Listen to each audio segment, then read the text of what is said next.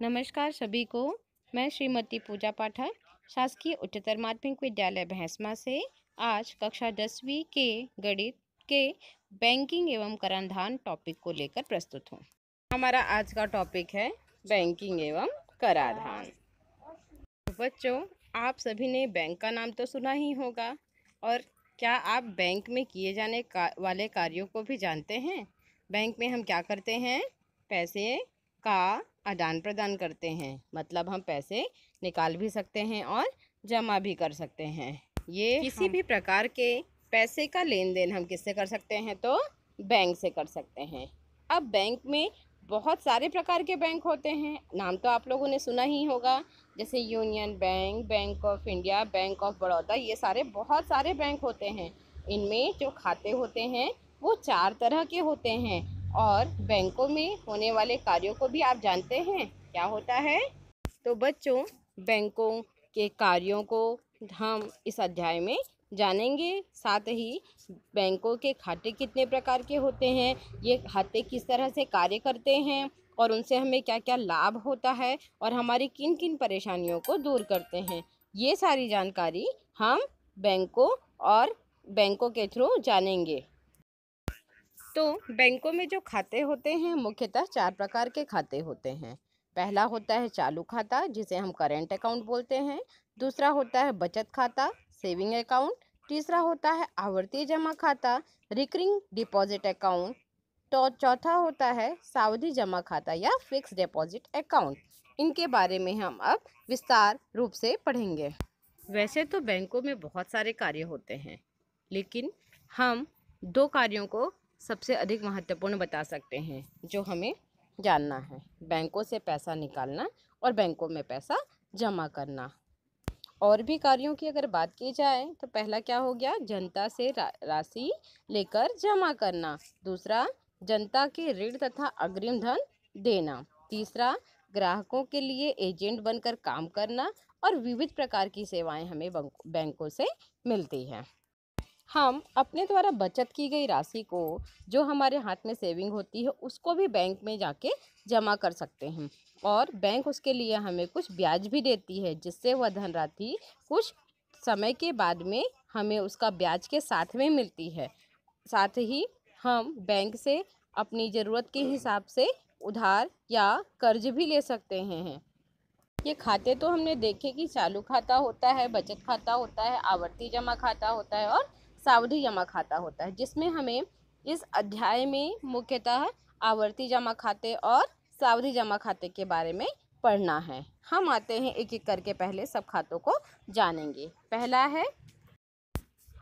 होता है चालू खाता। चालू खाता या करंट अकाउंट, यह खाता बड़ी बड़ी कंपनियों के लिए होता है। ऐसी कंपनियां जहां पे अकाउंट में रोज पैसा आता है और रोज पैसा निकाल लिया जाता है। मतलब यहाँ पे पैसे लाखों लाखों रुपए यहाँ पे अकाउंट में आते हैं और उसे निकाल भी लिया जाता है।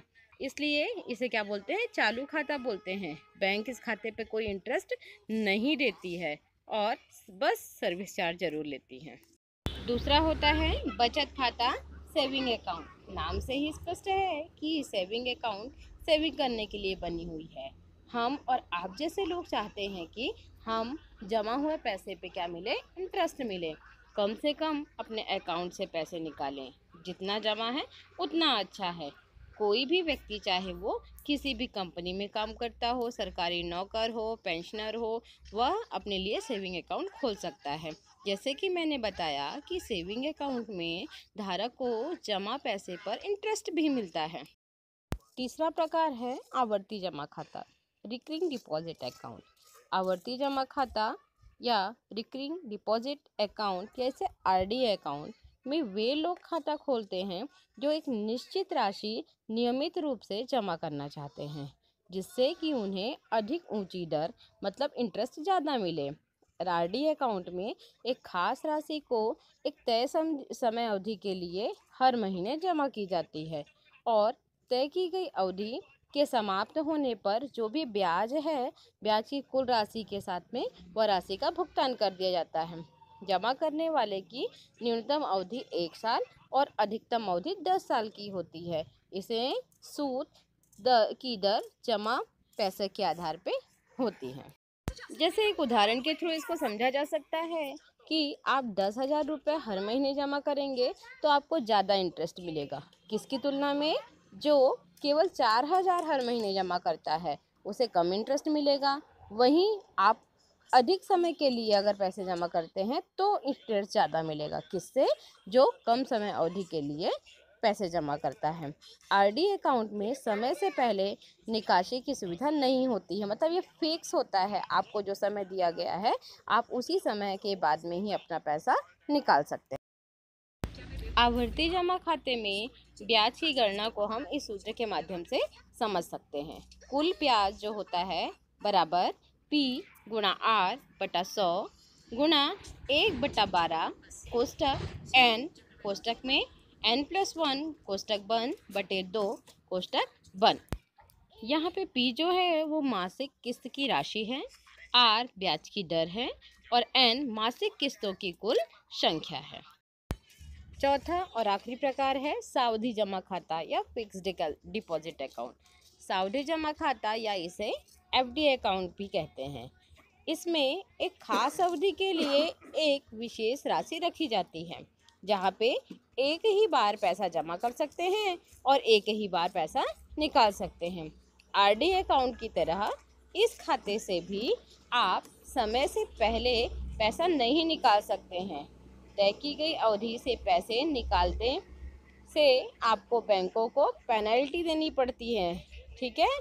पेनल्टी अमाउंट क्या होता है, अलग अलग होता है और अकाउंट हमेशा के लिए बंद कर दिया जाता है। सावधि जमा खाते की गणना को भी हम इस प्रकार से समझ सकते हैं।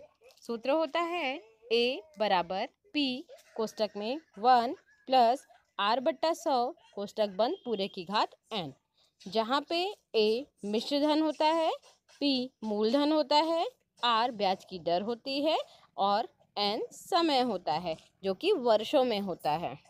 साथ ही इनमें ध्यान देने वाली बात ये है कि अगर ब्याज की गणना छमाही होती है तो दर को क्या करते हैं, आधा कर देते हैं और समय को क्या होता है, दुगना क्यों होता है, क्योंकि एक वर्ष में 2 छमाही होते हैं। इसी प्रकार अगर गणना तिमाही होती है तो दर को 1/4 कर देते हैं तथा समय को 4 से गुणा कर देते हैं। आइए एक प्रश्न हम देखते हैं। एक व्यक्ति सावधि जमा खाते में 4% वार्षिक ब्याज की दर से 2 वर्ष के लिए 2 लाख रुपए निवेश करता है, तो उसे परिपक्वता के समय कितनी धनराशि प्राप्त होगी यदि ब्याज वार्षिक संयोजित होता है। यहाँ पे गणना वार्षिक है, इसलिए हम लोगों को इसमें दर में या समय में कोई परिवर्तन की ज़रूरत नहीं है। तो R बराबर है 4%, N बराबर है 2 वर्ष और P बराबर है 2 लाख रुपए। अतः सावधि जमा खाते के लिए सूत्र है A बराबर P कोष्टक में 1 प्लस R बटे 100 पूरे की घात N। आइए इस सूत्र में मान रखते हैं तो मिलेगा A बराबर 2 लाख कोष्टक में 1 धन 4/100 पूरे की घात 2। तो मिल गया इसको हल करने पे A बराबर 2 लाख कोष्टक में, इसको हल करेंगे तो मिलेगा 26/25 की घात 2। इसे हल करने पे घात 2 मतलब A बराबर 2 लाख गुणा 26 गुणा 26 बटे 25 गुणा 25, तो ये प्राप्त होगा 2,16,320 रुपये। यही हमारा मिश्रधन अमाउंट है।